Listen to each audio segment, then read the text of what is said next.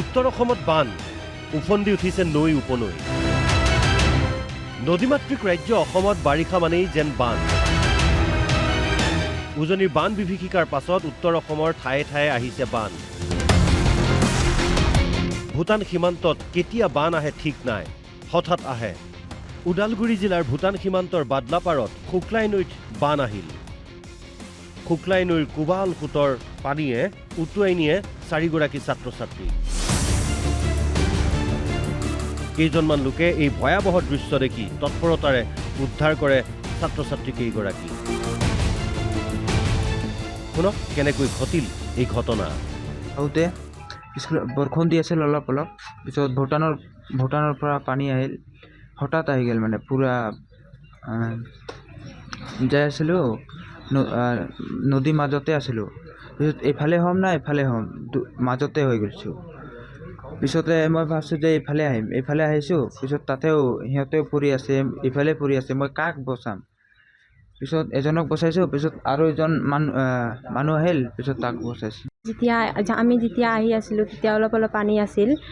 আমি নদীৰ মাজত থাকি গৈছিলোঁ পিছত বেছিকৈ পানী আহিলে আৰু আমি দুজন ছোৱালী আছিলোঁ পৰি গৈছোঁ পিছে এয়া এজন ল'ৰা আছিল তিনিজন ল'ৰা আছিল এজন সৰু আছিল আৰু দুজন মানে ডাঙৰ আছিল আৰু ইয়ে আমি পৰি গৈছিলোঁ পিছত ইয়ে আমাক বচাইছে বাদলাপাৰাত শুক্লাই নৈৰ ওপৰত দলং নিৰ্মাণৰ দাবী জনাই আহিছে যদিও আজিলৈকে বিটিচি চৰকাৰ ৰাজ্য চৰকাৰে দলং নিৰ্মাণ কৰা নাই এয়া গহপুৰ নগৰত বান গহপুৰত কুকুৰজান ফুলেঙি আৰু ব্ৰহ্মাজান নৈৰ বান পাহাৰীয়া খৰস্ৰোতা যি কুকুৰজান নদীৰ ফলত এতিয়া গহপুৰৰ বৃহৎ অঞ্চল বৰঘুলি ধেনুধৰা মহকুমা সমজিলা আয়ুক্ত কাৰ্যালয় বৃহৎ এক অঞ্চল এতিয়া বানত বুৰ গৈছে কুকুৰজান নৈৰ ভগ্ন মথাউৰিৰে পানী সোমাই বুঢ়াইছে বহু ঠাই চিকিৎসালয় ৰাজহ চক্ৰৰ কাৰ্যালয়ত পানী সোমাইছে ব্ৰহ্মজানৰ মথাউৰি ভাগি খাটৰবাৰী দৰিয়াখাট আদি প্লাবিত কৰিছে ফুলেঙিৰ বাঢ়নি পানীয়ে নবিল অঞ্চল ডুবাইছে মাথাউৰিটো আপোনাৰ হাজৰিকা চুকৰ পৰা ধৰি পেলাই আপোনাৰ এইফালে চিভিল অফিচৰ ওচৰলৈকে গোটেইখিনি পানীয়ে তাণ্ডৱ হয় সেইকাৰণে আমি চৰকাৰক অনুৰোধ কৰিছোঁ অতি সোনকালে যেন তেওঁলোকে মাথাউৰি মেৰামতিৰ কামটো আৰম্ভ কৰি আমাক এই বিপদৰ পৰা ৰক্ষা কৰে এতিয়াতো এতিয়া যিটো বানপানী হৈছে যে চৰকাৰে এতিয়া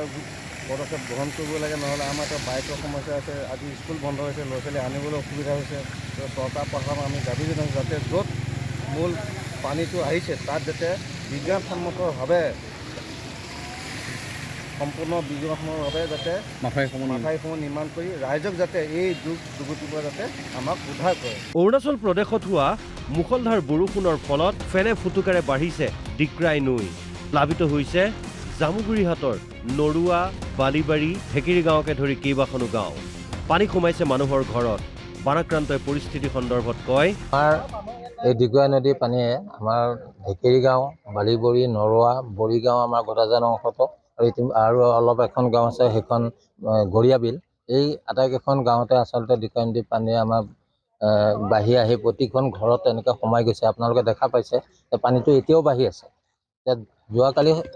ৰাতিৰ পৰা পানী বাঢ়ি আজি মানুহ আমাৰ শিবিৰলৈ যাব লগা অৱস্থা হৈছে ডিক্ৰাইৰ পানীয়ে নষ্ট কৰিছে পথাৰৰ খেতি ভূটান আৰু অৰুণাচলৰ পৰা বৈ অহা নৈৰ জলপৃষ্ঠ বৃদ্ধিৰ ফলত বানপানী হৈছে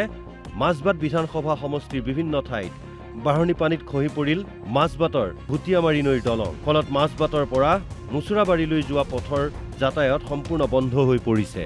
ইফালে পাগলা নৈৰ বানে ভাঙিছে ফুলুৰাবাৰী ডাফলাকটা পথ পাগলা নৈৰ বাঢ়নি পানীৰে বুঢ়াইছে গেলাবিল কাঠলুৰি আদি ঠাইৰ